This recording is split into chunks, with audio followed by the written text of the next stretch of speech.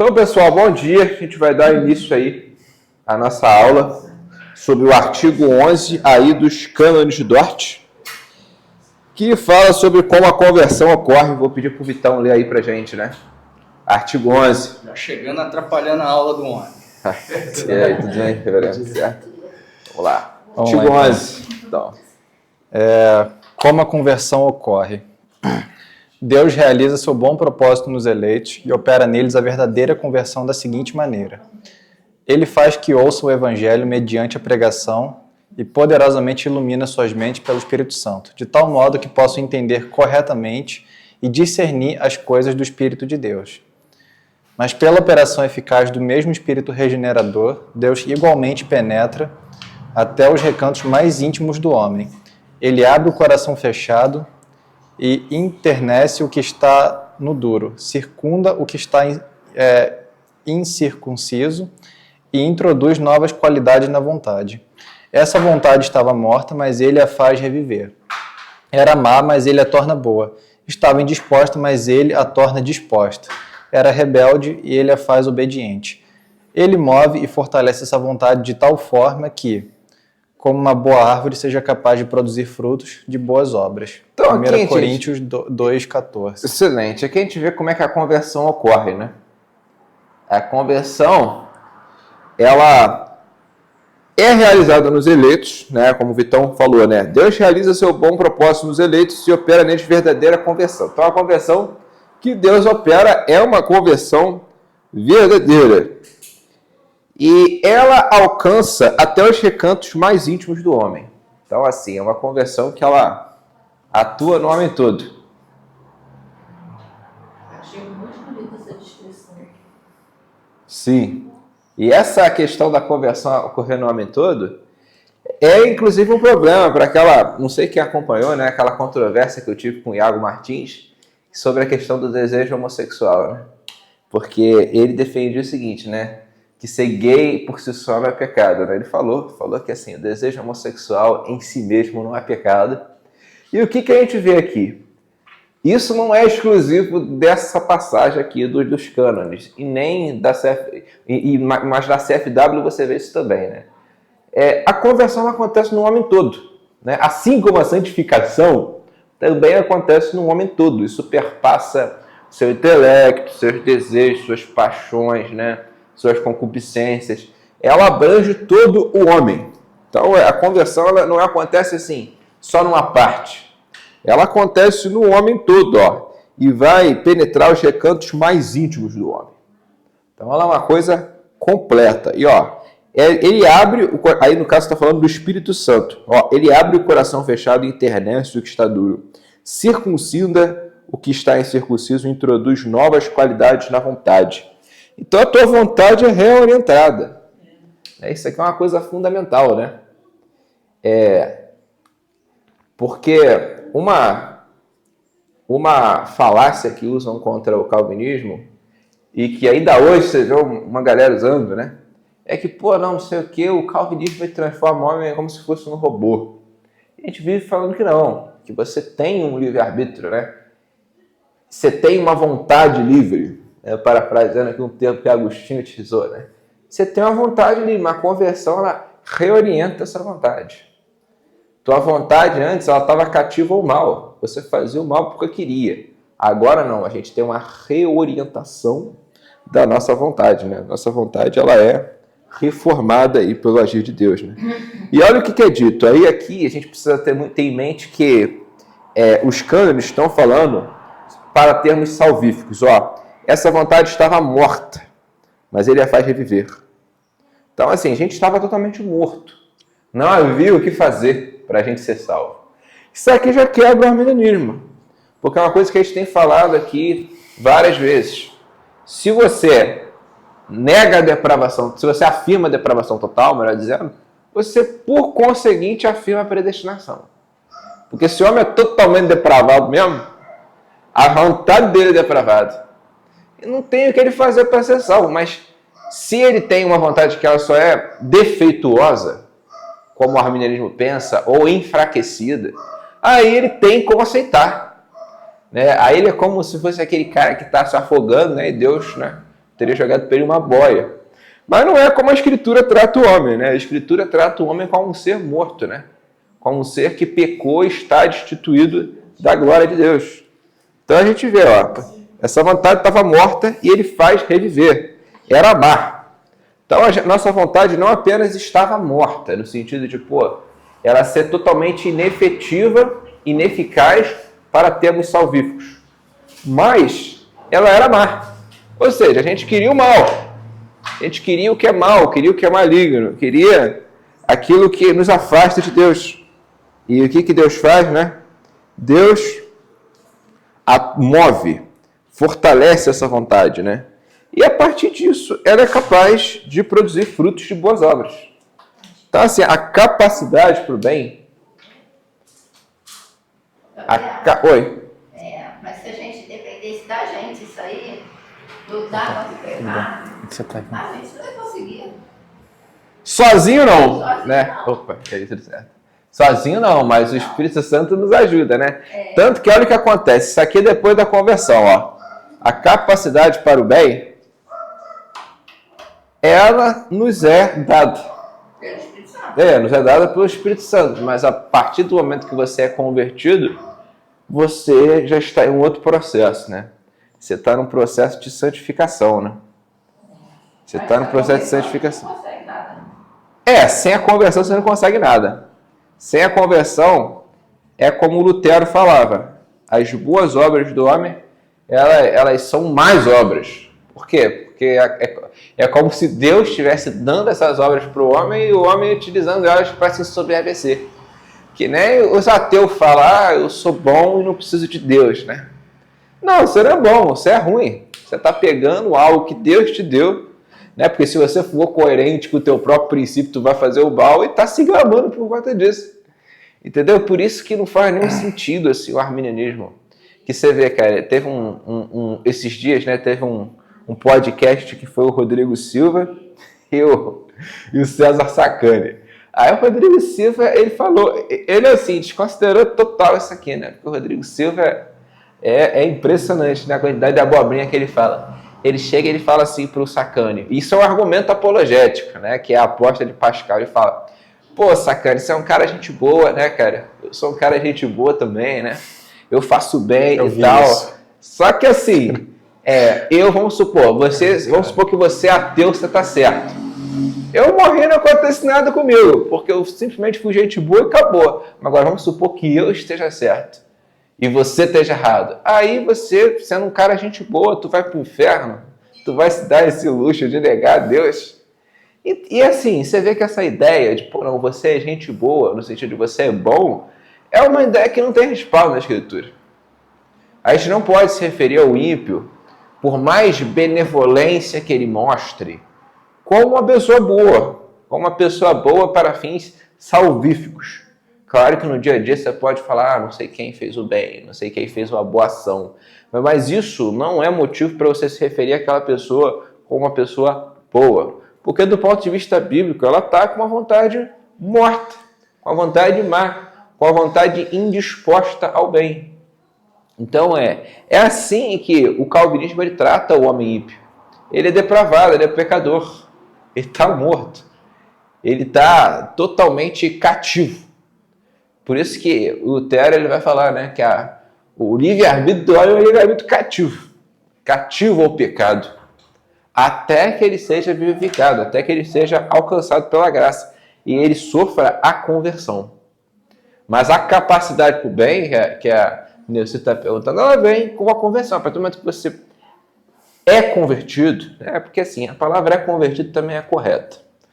Tanto é correto você falar que você se converteu, quanto que você foi convertido. Eu vejo que os calvinistas não gostam muito, né? Eles falam, cara, não sei o que, eu me converti, eu aceitei Jesus. A gente já falou que não tem problema você falar isso, né? Porque isso acontece também, né? Da perspectiva do homem, né? Você vai porque tua vontade foi orientada. Então, se Cristo te alcançou, você vai aceitar Cristo. Você vai, em algum momento, fazer profissão de fé. Profissão de fé é o quê? Eu estou me declarando cristão, estou professando Cristo.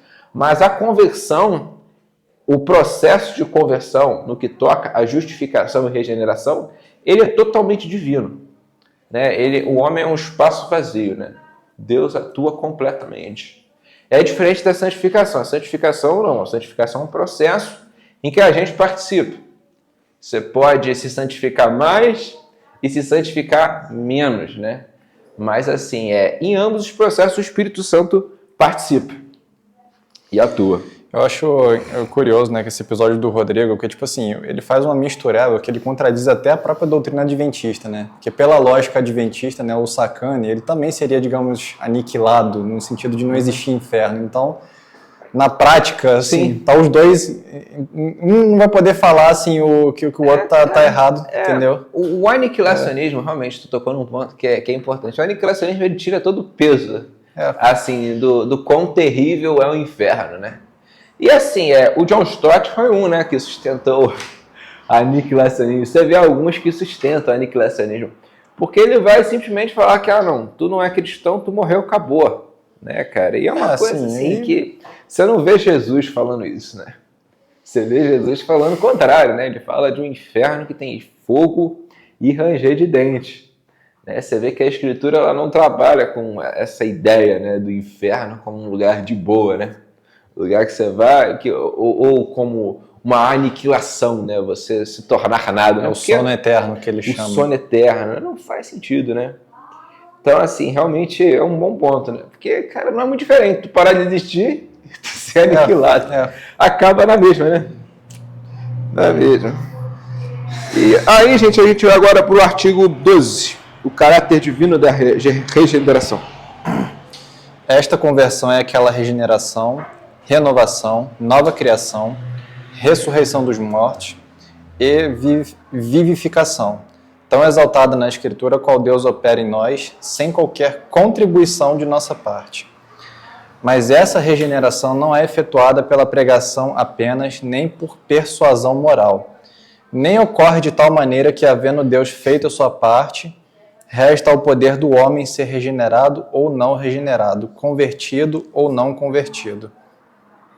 Ao contrário, a regeneração é uma obra sobrenatural, poderosíssima e, ao mesmo tempo, agradabilíssima, maravilhosa, misteriosa e indizível. De acordo com o testemunho da Escritura, inspirada pelo próprio autor dessa obra, a regeneração não é inferior em poder à criação ou à ressurreição dos mortos. Consequentemente, todos aqueles em cujo coração Deus opera desta maneira maravilhosa são certamente infalível e efetivamente regenerados e, de fato, passam a crer. Portanto, a vontade que é renovada não apenas é acionada e movida por Deus, mas sob a ação de Deus torna-se ela mesma atuante. Por isso também se diz corretamente que o homem crê e se arrepende mediante a graça que recebeu. Então, a gente parte aqui, a gente já antecipou, né? Que olha que coisa curiosa, né? Essa conversão é aquela regeneração, renovação, nova criação, ressurreição dos mortos e vivificação. Então, assim, o processo de conversão é chamado de todas essas formas, né?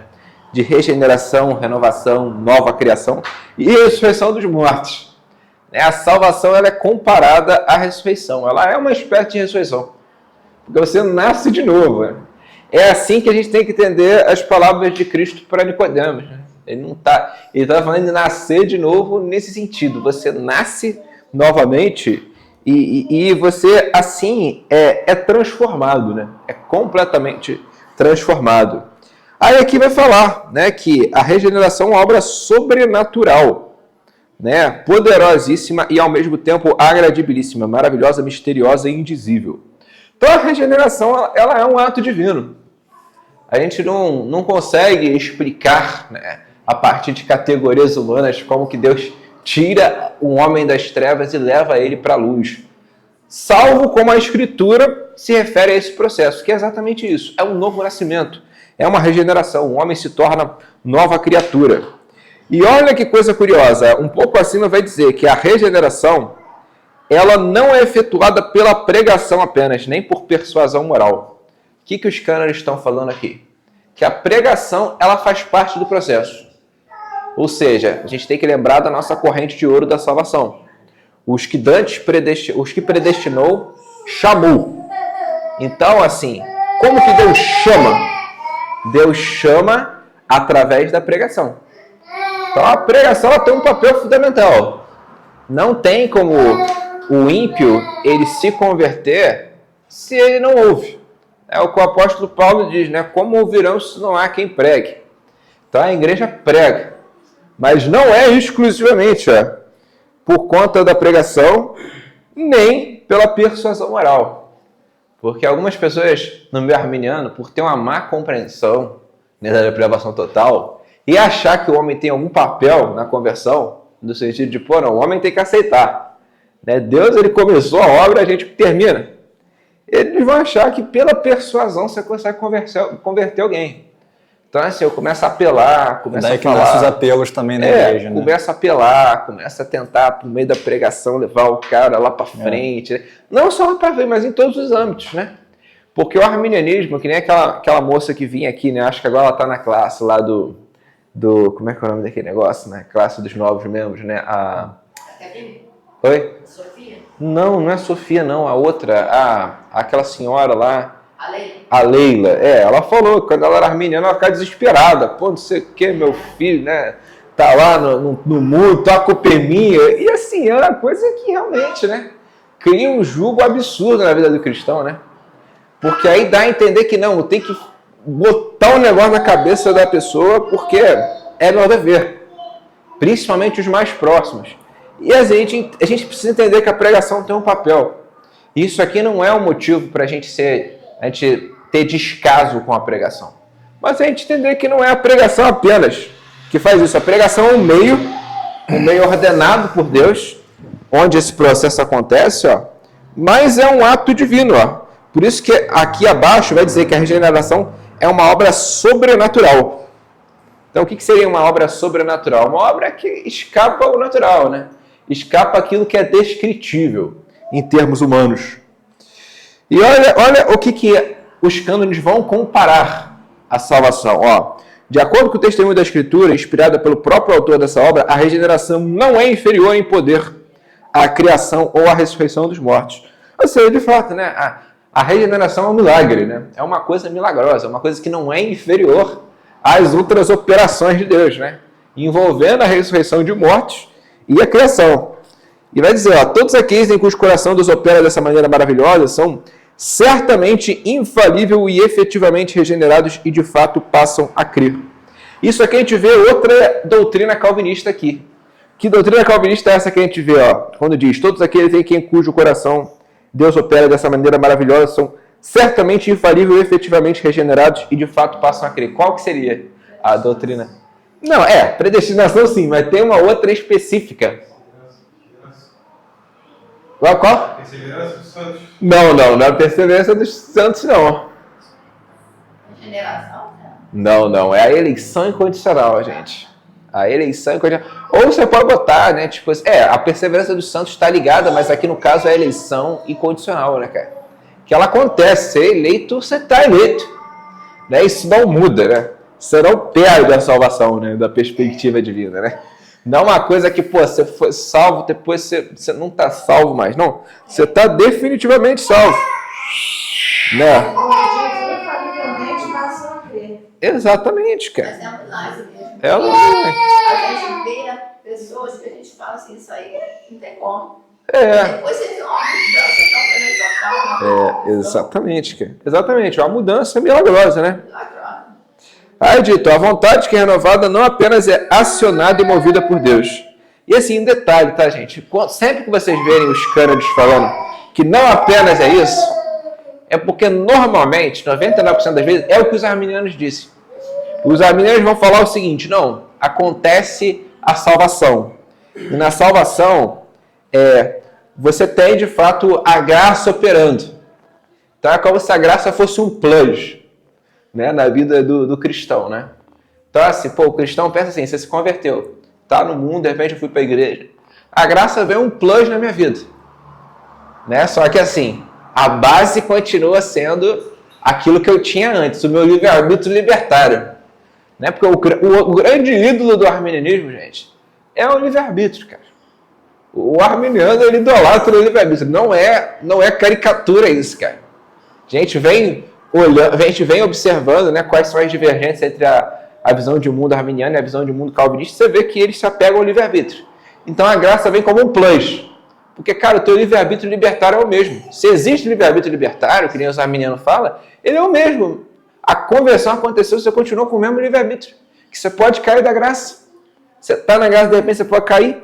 Então, olha o que os cânones estão falando. A vontade que é renovada não apenas é acionada e movida por Deus, mas sob a ação de Deus, torna-se ela mesma atuante. Então, ela vai ser atuante, a própria vontade humana, que antes ela só era livre para o bem, para o mal, ela vai se tornar livre para o bem por causa da ação de Deus. Então, é a ação de Deus que permite o homem fazer o bem. Por isso também se diz corretamente que o homem crê e se arrepende mediante a graça que recebeu. Então o próprio arrependimento ele vem mediante a graça recebida. Isso aí, cara, é a antítese do arminianismo, como a gente vai ver a seguir. O arminiano até pode falar que a graça opera, mas a graça, lembrem sempre disso, ela é um plus. Ela vem sobre um homem que já tem o seu livre-arbítrio libertário e vai assim ser... vai configurar um estado no qual ele está salvo. Temporariamente, né? Porque ele pode perder a salvação. Cara, eu vou te falar assim, eu que vim assim, de ambiente pentecostal e até neopentecostal também. Cara, tem que ver como é que assim, o ambiente é repressivo, que muitos pais assim, fazem com os filhos. Tipo assim, porque eles acham que eles vão empurrar a salvação goela abaixo. Aí, assim, além daquele problema de demonizar tudo, né? Tipo assim, ainda quer, tipo assim, forçar no próprio filho uma espiritualidade, assim, que... Aí o que começa a acontecer? Começa a acontecer o seguinte, muita gente sai da igreja revoltado, aí começa a fazer... Não que isso justifique, né? Não tô falando que tá tudo bem, mas, cara, o ambiente que eles criam, assim, é uma coisa surreal. Surreal, para não falar outra coisa. Eu já vi situação, por exemplo, de mãe, cara, que o filho já não queria mais saber de igreja, dela forçar o batismo. Escrever até o testemunho do cara, do batismo dele, achando que vai acontecer alguma coisa mágica e ele vai se converter. Caraca. Isso numa igreja batista, tá? Não era nem... Nossa, olha só. Entendeu? Né, pra tu ver, cara, assim, o nível, como é que tá a coisa, né? Então... Sim. Porque você vê que o arminiano, como ele vai negligenciar... O arminiano ele negligencia duas coisas. A priori, né? Ele vai negligenciar a depravação total, porque ele tem como ídolo o livre-arbítrio. Então, assim, o homem não pode ser completamente depravado. Ainda que vocês veem, às vezes, um arminiano ou outro falando que o homem é totalmente depravado. Eles não acreditam nisso. Que isso é possível. Quando um arminiano chegar e falar assim, o homem for totalmente depravado, aí tu pode perguntar assim pra ele, é totalmente depravado, mas o livre-arbítrio dele é depravado também? A arminiano vai falar, não. Aí não, né, cara? Então não é total, né? Acabou, cara. A vontade dele não é totalmente depravada, então acabou. Não tem depravação total. E segundo, em consequência dele negar a depravação total, se ele for consistente, ele vai negar que a predestinação aconteça. Então, assim, se você está salvo, você não tem uma garantia dessa salvação. Então, como é que você força a salvação do homem? Através da pregação e da persuasão moral, que os cânones vão falar, que não são a causa mais fundamental da nossa salvação.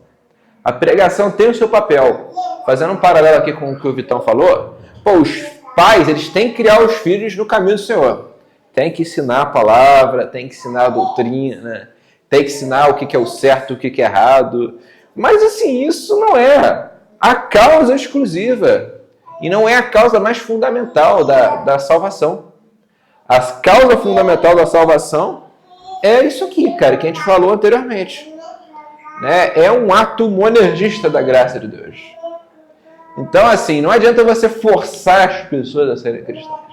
E quando você força, você acredita muito na persuasão moral e na pregação, por mais legítimo que esses meios sejam, que são meios estabelecidos por Deus, você tem que pregar, você tem que ensinar a verdade. Mas se você extrapola isso, achando que não, vou forçar meu filho a se batizar, ele vai acabar indo para a igreja e tal, você acaba criando, você acaba acalentando mais ira mesmo, né? A pessoa fica com raiva mesmo, que eu não quero saber de igreja. Ainda profana o símbolo, né? Tem isso também, Aí né? acontece isso, cara. Inclusive, engraçado, né, que, pô, tem um tempo atrás que eu tava ouvindo, né, um podcast do Caio Fábio, né? O Caio Fábio foi um desses podcasts grandes. Aí ele tava falando, né, cara, sobre, como é que diz, né? Sobre meios, assim, em que os pais cristãos, eles têm filhos que saem do armário, ou seja, o filho virou gay. E ele falou, né? Falou, não sei se é verdade, não sei se é evidência anedótica, mas ele falou. Mas é uma coisa que eu tenho a impressão de que tem uma certa verossimilhança. Ele fala que, pô, assim, você pode ver que muito filho de crente que vira gay, eles crescerem lá repressivo, cara. Sim. Você pode ver, os pais pegavam muito pesado e tal, batia muito filho. Porque tinha essa mentalidade aí, entendeu? Uma mentalidade de, assim, querer forçar isso. E é claro, não estou aqui falando também que, pô, teu filho tá virando gay. Você tem que deixar solto, né? Você tem que ser um banana também, que hoje também existe esse outro extremo, né? Mas assim, cara, você vê que realmente esse pensamento repressivo, ele desconsidera, né? O que a salvação é? A salvação é um ato divino. Então, assim, é um ato que ele começa com uma operação da qual o homem sequer participa. Então, assim, pô, você tem filhos, né? Você tem algum parente que não está nos caminhos do Senhor, você tem que pregar, tem que orar, né? Para que Deus traga a conversão dele, porque a oração tem poder também. A gente não pode, por causa da doutrina da eleição, negar a nossa parte. A gente tem que interceder pela salvação e tal. Mas saber que quem faz é Deus, entendeu? Quem faz é Deus. Mas o arminiano vai ter muita dificuldade com isso. Alguns, né? Pelo fato de hoje o arminianismo ser uma bagunça, ele não ser um sistema teológico, eles vão falar, não, de fato eu estou orando, eu estou buscando. Só que assim, como é que tu está orando, tu está buscando se, cara, quem vai definir em última instância é o livre-arbítrio, né, cara? Se quem vai decidir no final das contas é a pessoa. Então assim, não faz sentido, né? O arminianismo, ele realmente não faz sentido. Se você olhar ele como um sistema teológico fechado, ele não faz sentido, ele é uma heresia. Não tem outra forma de você descrever. Gabriel, até interessante você falou que se jogar o livre-arbítrio, né? Não adianta eu orar, qualquer coisa. Quem vai decidir é ele. Aí é aquele negócio, né? Não, em vez de julgar, ora por ele, né? Você não pode criticar, você não pode sim. Tudo errado, né? Aí você não pode ir contra, né? Se você pegar contra aquilo, cara. O cara tá fazendo visão, fazendo isso, fazendo aquilo. Não, mas Você não pode criticar, você não pode falar nada, você não pode corrigir o irmão, né? Pois Aí você vê, né? O ídolo do arminianismo é o livre-arbítrio, cara. Deus fala, não, é o livre-arbítrio, cara. Deus deu o poder do livre-arbítrio. Eu ouvia muitos falar isso, né? Eu tenho nessa igreja arminiana. Não, Deus deu o poder do livre-arbítrio. Deus não viola o livre-arbítrio. Que nem aquele filme do Todo-Poderoso lá, né?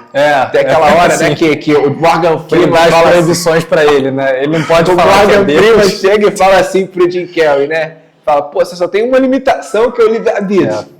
Aí Jim Carrey fica tentando lá conquistar a mulher dele, né? Fazer um monte de coisa na mulher dele. Aí ele leva e fala assim, ela não quer, não. Então tem que respeitar o livre-arbítrio. Cara,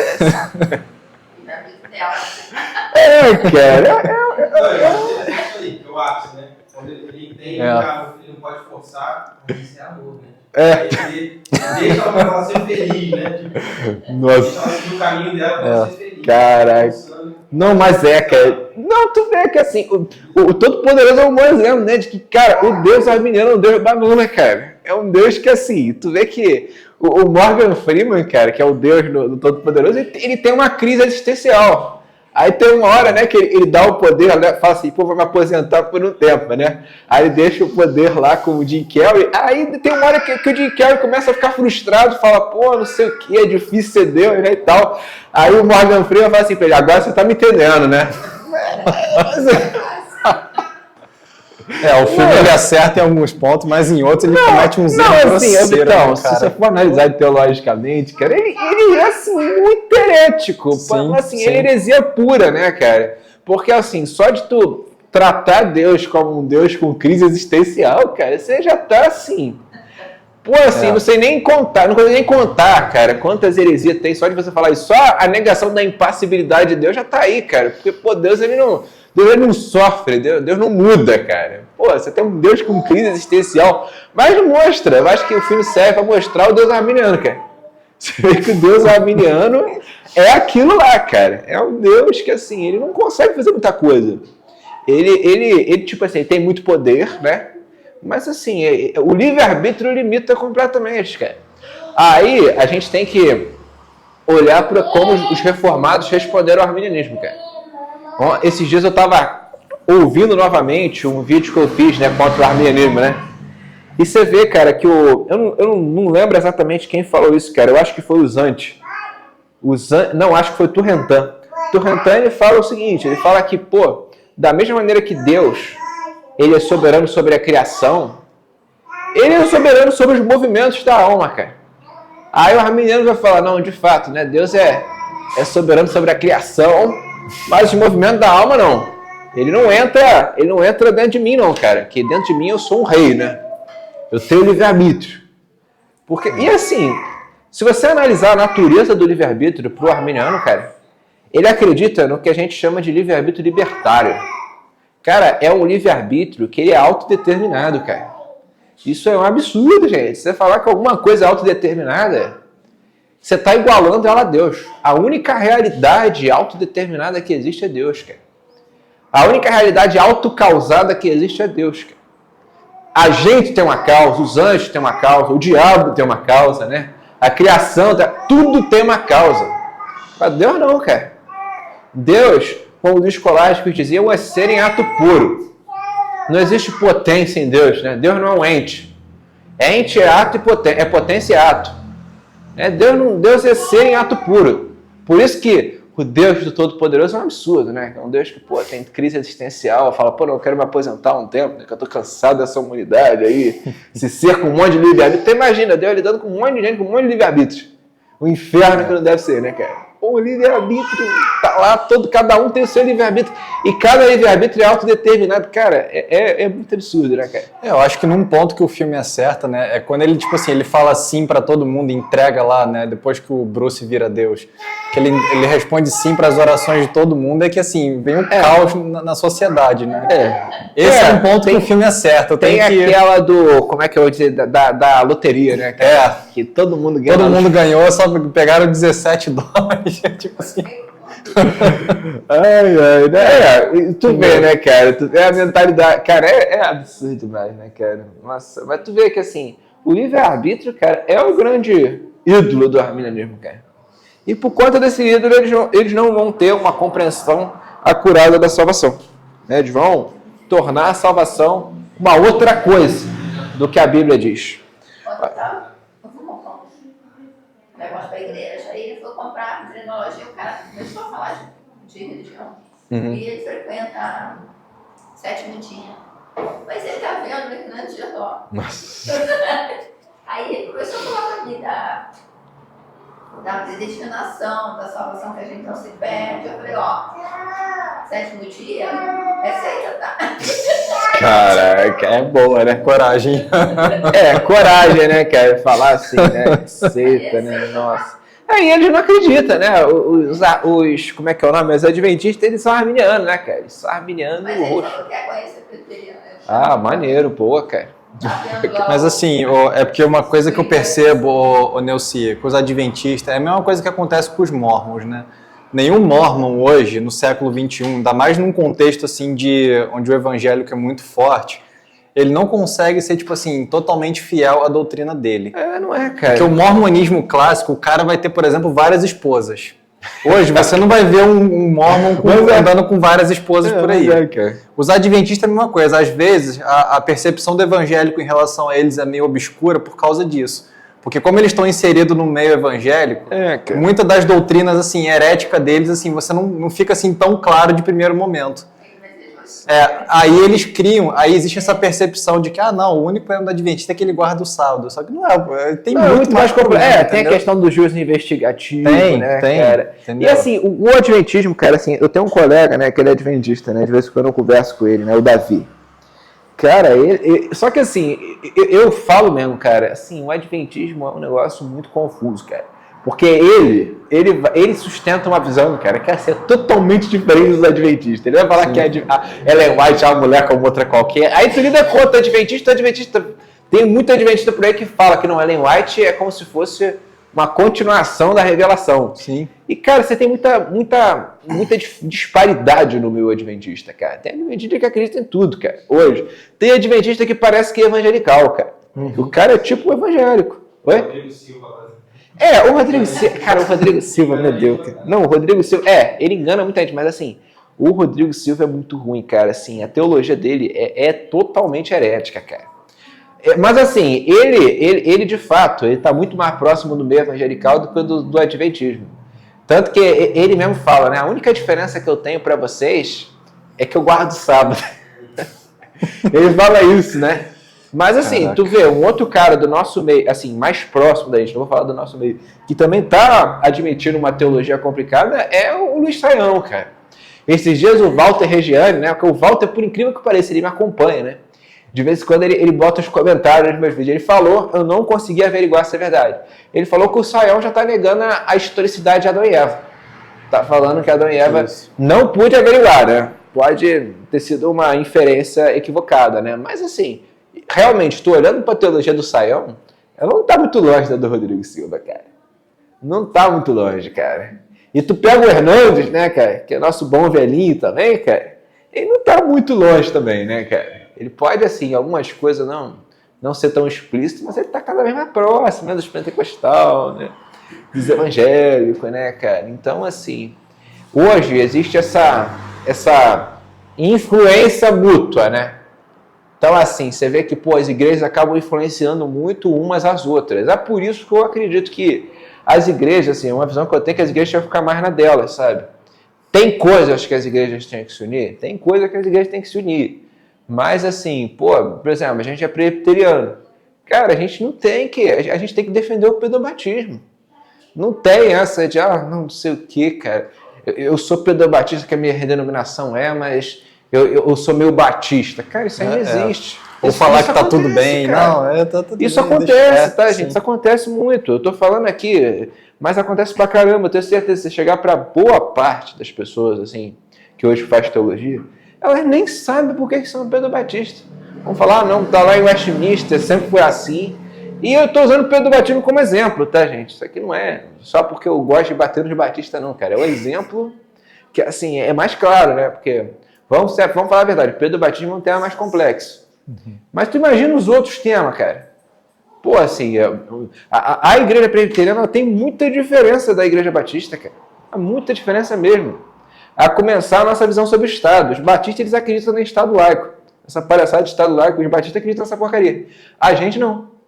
A gente, se você pegar a confissão de fé original, né, que não é essa modificada que a gente tem, ela não fala esse negócio de Estado laico, não. Eu vou falar, a confissão belga, né, que é o que os batistas que se dizem reformados seguem, também, né? Ela vai ser... Então, assim, o que eu acredito? Eu acredito que as igrejas elas têm que se amparar na sua confessionalidade. É por isso que a gente fala de símbolo de fé aqui, cara. Porque o símbolo de fé é a confessionalidade da igreja. Então, você tem que se alicerçar na sua confessionalidade. E assim, eu não estou falando isso porque eu sustento um pensamento sectário, do tipo, cara, eu sou presbiteriano, então eu só vou ouvir presbiteriano, só vou ler coisa de presbiteriano. Eu leio coisa de batista, né? Leio coisa de gente de outras denominações, cara. Mas o mais fundamental é o que é presbiteriano, cara. Entendeu? Porque hoje, assim, o que eu vejo é que as pessoas viraram um mosaico teológico. É isso aí que o Tom falou. Aconteceu com o adventismo, né? Acontece com os mormons, mas também acontece com a gente, né? Também acontece com a gente, infelizmente, né? Então você vê que as coisas vão entrando assim, né? Daqui a pouco tu vê umas doutrinas meio diferentes, assim, entrando, as pessoas admitindo, e a gente tem que ver o quê? Se tem respaldo dentro da nossa tradição, dentro da nossa confessionalidade. Então, gente, vamos pro artigo 13. Vamos ler mais o 13 e a gente encerra aí, Vitão. 13. A regeneração é incompreensível, título. Os crentes, enquanto vivos, não podem entender completamente como Deus opera. Entretanto, estão tranquilos, sabendo e sentindo que, por esta graça de Deus, creem com o coração e amam seu Salvador. Então, aqui a gente vê, basicamente, que nós não sabemos completamente como Deus opera. O que seria isso? Seria o caráter milagroso que a gente estava mencionando anteriormente, que a conversão tem. Então a conversão vai ser comparada aos nossos cânones à ressurreição de mortos e à criação. Então, ela é uma obra milagrosa. Então, a gente precisa entender o que sobre a conversão. Não é porque ela é milagrosa que a gente não tem nada a dizer sobre ela. A gente tem muito a dizer sobre ela. Ela é uma obra divina. Mas agora, como que Deus opera para converter alguém? A gente não sabe. Porque é o próprio Deus que age. Né? E Deus é maior do que a gente. Então, sendo Ele maior do que a gente, superior a nós, Ele age de uma maneira que está além da nossa imaginação, além da nossa especulação, além do nosso escrutínio. Então, a gente admite esse caráter realmente milagroso da salvação. A gente admite que a gente não pode entender completamente como Deus opera. O que a gente entende sobre como Deus opera? A gente entende que o Espírito Santo nos toca. A gente entende que há um papel da igreja a ser desempenhado. A igreja tem que pregar. O apóstolo Paulo vai falar como ouvirão se não há quem pregue, como crerão naquele de quem nada ouviram. Mas agora, quem faz a obra é Deus. Quem converte é o Espírito Santo. O Espírito Santo é que regenera, é que santifica. Santifica para fins de salvação. É o Espírito Santo que habilita o homem a fazer o bem. Antes o homem ele só tinha uma vontade livre para o mal. A partir da regeneração, a vontade dele passa a ser livre também para o bem. Mesmo que as suas obras sejam imperfeitas. Mesmo após a regeneração, a gente ainda tem obras que têm elementos de imperfeição. A Confissão de Fé de Westminster vai dizer, né, que nossas obras não são perfeitas. Mas mesmo assim, Deus na sua bondade as aceita. Mas assim, todo esse processo é entendido por nós como um ato divino. E o arminiano, pode ver, cara, sempre que ele começa a criticar o calvinismo, né, cara, porque o arminiano, assim, ele ou apela para o irracionalismo, que nem teve um debate há pouco tempo aí do César Cavalcante contra o Torinho. Né, eu não vi ainda, cara, mas assim, o que me falaram no debate, nossa, o César Cavalcante é uma anta, cara, ele é uma besta quadrada. Nossa, mas aquele cara fala muita burrice, cara.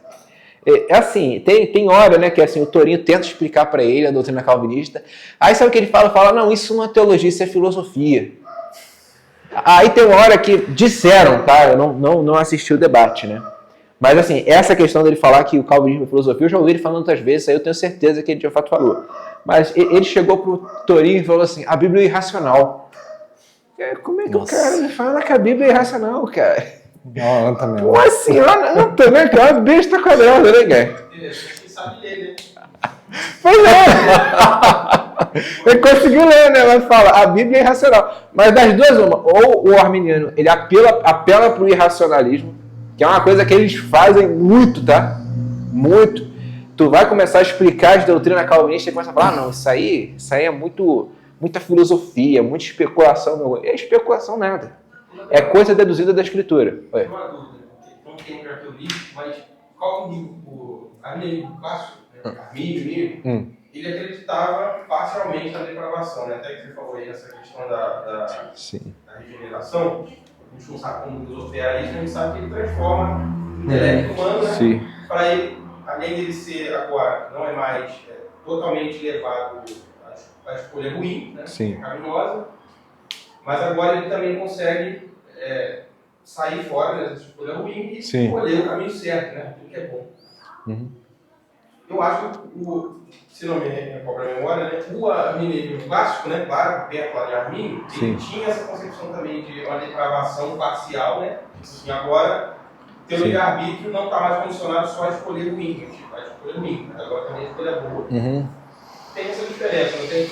O arminianismo de hoje, que tipo, o livre-arbítrio é totalmente louco aí, que de fato você escolhe Deus ou não, né? Não, então, Marcão, o que acontece, cara? O Armínio, ele não foi tão longe quanto os remonstrantes. Mas o erro dos remonstrantes, você já vai ver o germe Armínio. Vou te dar um exemplo, cara. Questão do livre-arbítrio que a gente está falando aqui. A gente critica o livre-arbítrio libertário. Ou seja, nós não acreditamos em um livre-arbítrio que ele é autodeterminado. Armínio, se você pegar os escritos de Armínio, você não vai ver ele falando os absurdos que os remonstrantes falaram. Mas ele afirmava isso. E como ele afirmava isso, por implicação lógica, o pensamento dele vai cair nos mesmos erros que os remonstrantes.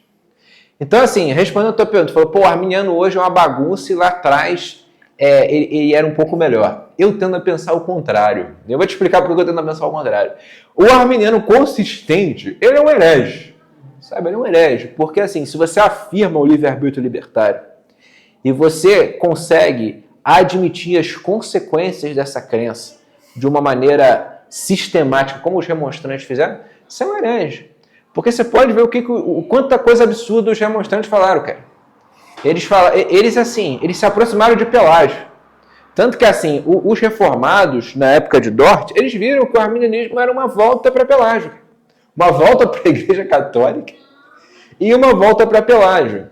Mas por que hoje eu acho o arminianismo, por incrível que pareça, menos pior? Não é porque ele é melhor, teologicamente falando, mas é justamente porque ele é pior, cara. Porque hoje as pessoas, nas igrejas arminianas, elas mal sabem bem o que é arminianismo. Então, assim, você vê que, por exemplo, os teólogos, os pastores, eu acho que eles são mais culpados disso, tá? Eu acho que os maiores culpados da igreja brasileira ela ser o que ela é, são os pastores e teólogos, cara. Porque uma coisa é o membro de igreja. O membro de igreja arminiano, dificilmente, ele vai entender o que é livre-arbítrio libertário. Ele vai falar que tem livre-arbítrio, mas ele não vai entender que é livre-arbítrio libertário. Ele não vai entender as implicações disso. Ele não entende lógica. A gente vê que o Brasil é um país que as pessoas são muito iletradas, né? Esse dia eu estava vendo, né, cara, uma estimativa falou que 1/3 da população brasileira é analfabeta funcional, cara. Assim, cara, se isso é verdade, cara, assim, é uma coisa, assim, desastrosa, cara. Eu tenho certeza, você pega muito país da África, país que, cara, tem 1/10 do nosso PIB, cara, não tem 1/3 de analfabeto funcional. O Brasil tem, cara. Você pega as provas do PISA, cara, o Brasil é horrível, cara. Então, assim, as pessoas são muito ignorantes no Brasil. Elas não sabem, cara, nada de teologia. Elas vão falar assim, a pessoa se converte, ela só entende que não, Cristo me libertou e acabou. E a teologia dos arminianos de hoje é muito assim, sabe? E ela é muito confusa. Então, assim, hoje eu vejo que o arminianismo ele tem um grau de confusão muito grande. Então as pessoas não sabem muito bem o que acreditam. E isso abarca até pastor e teólogo. Então você pega, tem muito. Eu já fui de igreja arminiana, né? Eu lidei com muitos pastores. Cara, muito pastor que às vezes até entende grego, entende hebraico, eles não sabem nada disso aqui, cara. Eles não se aprofundam nisso aqui. Eles vão chegar e falar assim: não, a salvação é um mistério, né? E acabou. Entendeu? E assim, alguns eles vão até ter alguma influência calvinista, vão ler calvinista. Né? Eu reparei muito isso, né? Quando eu era de igreja arminiana, eu olhava para as estantes dos caras, só tinha calvinista. O cara só lê calvinista, porque o arminianismo não produz nada de bom, cara. A verdade é essa. Não tem nada bom no arminianismo. O máximo que tu vai ver de bom no arminianismo é, às vezes, um outro que estuda a questão de panorama do Antigo Testamento, grego, hebraico, sabe? Aí você vai ver, às vezes, uns teólogos gente boa, os teólogos arminianos, que normalmente são gente boa, né, fazendo um trabalho bom nesse aspecto. Mas no resto, cara, na teologia eles são muito ruins. E assim, o teólogo arminiano honesto, cara, o cara que não acredita mesmo no arminianismo, ele tem que chegar exatamente no que os remonstrantes chegaram. Só que se o cara chegar nisso, ele se prova um herege. Você quer um exemplo de um cara que caiu nisso aqui que eu tô falando? Como é que é o nome dele, cara? O Roger Olson, cara. O Roger Olson é um arminiano, cara, que ele é consistente. Levou até as últimas consequências. Ele é um herege, cara. Um herege com H maiúsculo. O Roger Olson, cara, hoje ele não fala nem que a Bíblia é a palavra de Deus. Assim, o cara não tem nem coragem de falar que a Bíblia é a palavra de Deus. Ele vai falar que não. Ele vai sustentar algo tipo que os neo-ortodoxos sustentavam. Ele vai negar a inerrância bíblica. Então, assim, cara, ele é um cara que foi levando... E, assim, o Roger Olson, além de ser um arminiano, ele é um anticalvinista militante. Então, assim, cara, você quer saber quem são os arminianos herege mesmo, com H maiúsculo de hoje? Pode ver, cara, os arminianos, que eles são anticalvinistas. Quando o cara é arminiano e é anticalvinista, cara, ou ele é muito burro, né, cara? Ele é terrivelmente burro, que é uma possibilidade, mas eu acho que, assim, a pessoa, quando ela é anticalvinista, na esmagadora maioria das vezes, ela é herege, cara. O cara é um herege, entendeu? O cara simplesmente quer afirmar o livre-arbítrio. Tipo, não, eu tenho livre-arbítrio, Deus até tem um papel dentro do meu sistema teológico, mas, em última instância, quem escolhe sou eu. Quem escolhe Deus sou eu. Né? Que nem eu lembro uma vez que eu fui na casa de um colega meu, há muito tempo atrás, né? Aí tinha um amigo meu que ele era meio calvinista, assim. Ele não era calvinista, ele era meio em cima do muro. Eu acho que ele é em cima do muro até hoje. Mas ele se aproximava mais do calvinismo. E o pai de um colega meu. Aí o pai de um colega meu começou a discutir teologia com ele. No meio da festa, alguma coisa assim. Aí o pai desse meu colega falou assim pra ele, falou, cara, eu sou cristão porque eu sou bom. Nossa. Ele falou isso, gente, sem brincadeira, não tô exagerando. Eu sou bom, cara. O cara que tá lá roubando, matando, se prostituindo, ele faz isso porque ele é mal. Aí meu amigo tentou explicar pra ele, cara, não é assim, a graça, não sei o quê. E ele ficou batendo no pé. Cara, qual que é o problema desse cara? Ele era uma pessoa obtusa, não tenha dúvida, né? Ele era um cara turrão, assim, um cara... Aquele baby boomer clássico, né? Aquele baby boomer meio turrão, né? Meio ignorante, né? Não sabe falar as coisas. Mas assim, tu vê que ele tem um problema moral, cara. O problema moral é o quê? Ele quer afirmar que ele é bom. Então, assim, não é burrice. Há um problema moral ali. Um problema de, cara, não. A salvação, ela não é Cristo. Ela não é porque eu era um depravado, um pecador e Cristo me alcançou. Você vai ver arminiano falando isso. Não, eu estava perdido e Cristo me alcançou. Esse é um pensamento cristão. Por mais ruim que a teologia do cara possa ser. Mas, cara, você chegar a ponto de falar que não, eu sou bom, cara. Eu sou cristão porque eu sou bom. Cara, isso é a negação da Bíblia. Entendeu? Isso é a negação da Bíblia. Ele está, por tabela, admitindo um livre-arbítrio libertário, falando, cara, não, se eu sou bom, eu consigo ser bom. Então eu não sou totalmente depravado. Então é isso, cara. Aí você vai ver, de fato, esses desvios, Marcão, hoje no meu arminiano. Você vai ver gente que pensa igual esse cara.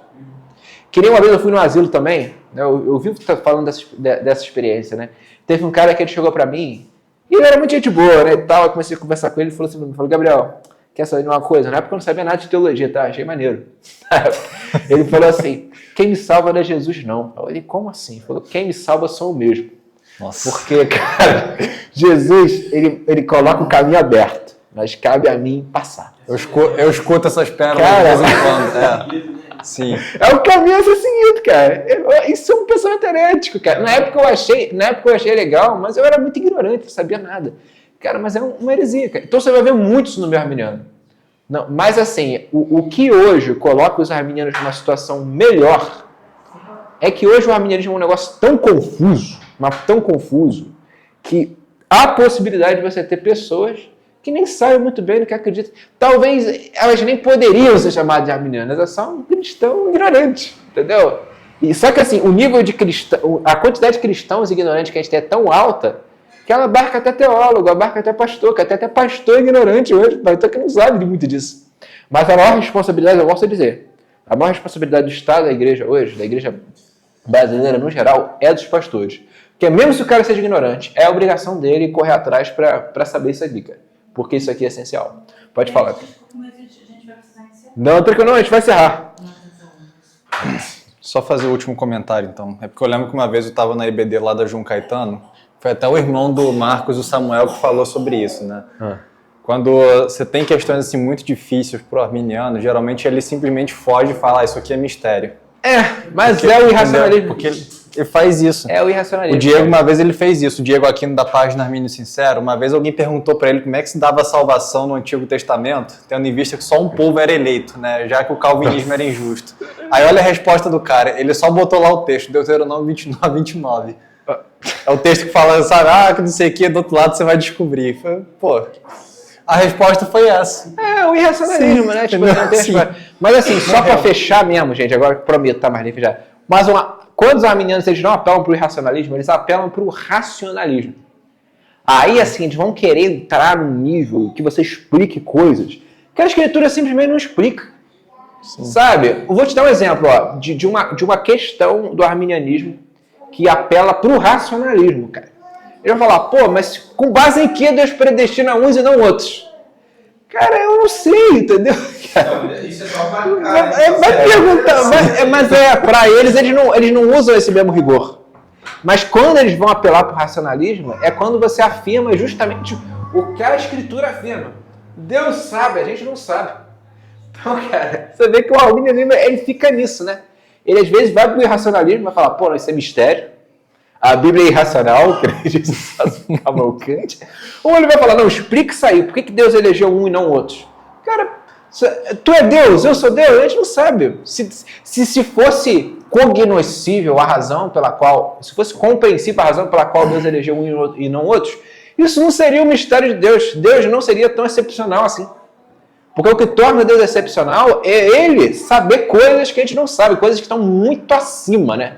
E a vontade dele está muito acima da nossa, né? E da nossa capacidade de escrutínio.